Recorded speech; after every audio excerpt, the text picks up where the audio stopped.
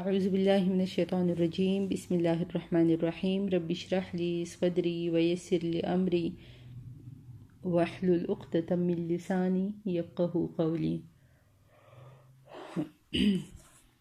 سورة بقرة آية نمبر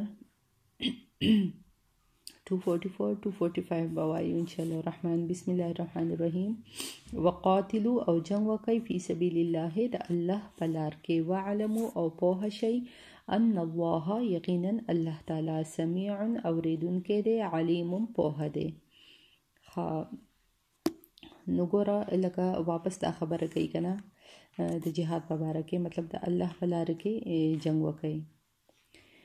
یعنی هغه جنگ نه چې د الله رب العالمین رضا پکې شامل دی. ټیک شو، د الله په لار کې چې کوم لکه د الله په لار کې کیږي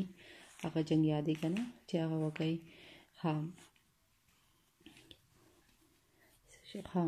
من ذا الذي اور سوکته هغه کس یقرض الله چې قرض ورکی الله لا قرضا حسنا، قرض خیستا، فیضاعفه نو پس دو چند بکی له اغلرا اضعافا په دو چند کثیرتا ډیر سره، په دو چند کولو ډیر سره، اضعافا کثیرتا په دو چند کولو ډیر سره. والله اور الله تعالی یقبضو تنگوی رزق، اور الله رب العالمین تنگی رزق، و یبسطو او فراخوی، و الیه اور خاص الله طرف ته ترجعون تاسو واپسیدا، خاص الله طرف ته به تاسو ورګرځيږئ، رجوع وکوئ. خانو بس دې کې لکه انفاق ته ترغیب ورکوي کنه چې لکه مال خرج کړئ، مال خرج کول یادې کنه. ګوره په جهاد کې خو مال هم لګیږي او هغه کې لکه بدن هم استعمالیږي، بدن هم انسان خرج کوي کنه. لکه یو قسم د مال لکه دغه پکیومی کنه خرج کول، دغه پکیومی بدن ضایع کېدو هغه خطر پکیومی کنه. نو یو قسم د لکه قرض حسنه کنه، هغه مونږ د مال په ذریعہ باندې کوو، که د بدن په ذریعہ باندې مونږ الله رب العالمین لکه بس دلته کې قرض ستوي کنه، قرض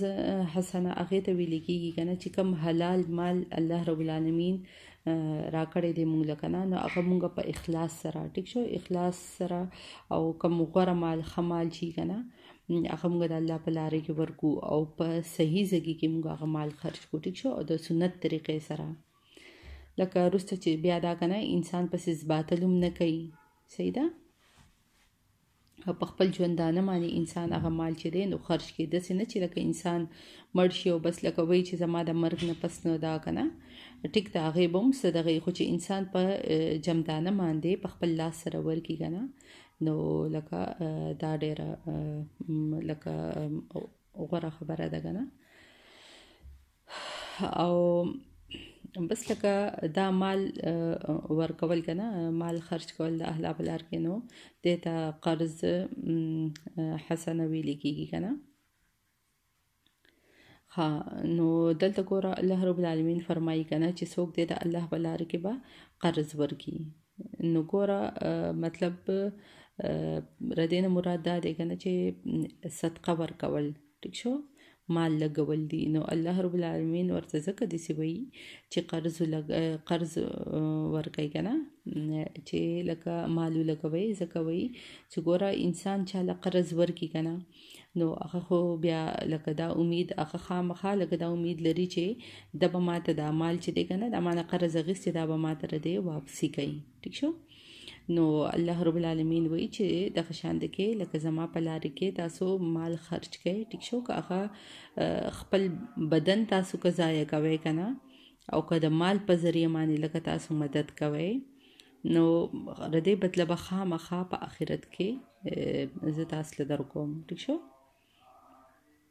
نو الله رب العالمین فرمایي کنه فیضاعفه نو پس دو چند بکم تاسو لرا، ټیک شو، په دو چند کولو سره. اور الله تعالی چې دی هغه اور الله تعالی لکه په رزق کې تنګي راولي او مطلب فراخه کوي کنه. نو ګوره لکه الله رب العالمین مطلب چا باندې رزق پراخه کوي په چا باندې رزق تنګي تاسو خو نه کوي کنه چې ټول په یو ځای غریبانان کې یا ټول په یو ځای باندې مالداران کې لکه قسم طریقې سره الله رب العالمین ازمایښونه دي کنه چا باندې مال زیات کی چا باندې کم کی درمیانه کی ٹھیک شو نو بس چاته چې غواړي نو هغه باندې تنګي چاته چې غواړي هغه ته فراخه کوي او خاص الله رب العالمین طرف ته ستاسو واپس ده صحیح شولا مستونه پوره ده یو پیر بیا وایو ها وقاتلو اور جنگ وکای فی سبیل الله د الله بلار کې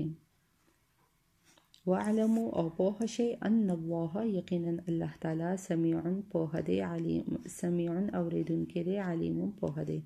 من ذا الذی اور څوک دی هغه کس یقرض الله چې قرض ورکوي الله تعالی له قرضا حسنا قرض ښایسته فیضاعفه نو پس دو چنده بکی له هغه لره پس دو چنده بکی هغه مطلب هغې لره که نه چې څوک خرج کوي خپل مال اضعافا كثيرة په دو چنده کولو ډېرو سره والله اور الله تعالی یقبضو تنګي راولي په رزق کې ویبسطو اور فراخ کوي و الیه اور خاص الله طرف ته ترجعون ستاسو واپسی ده صدق الله العظیم فی امان الله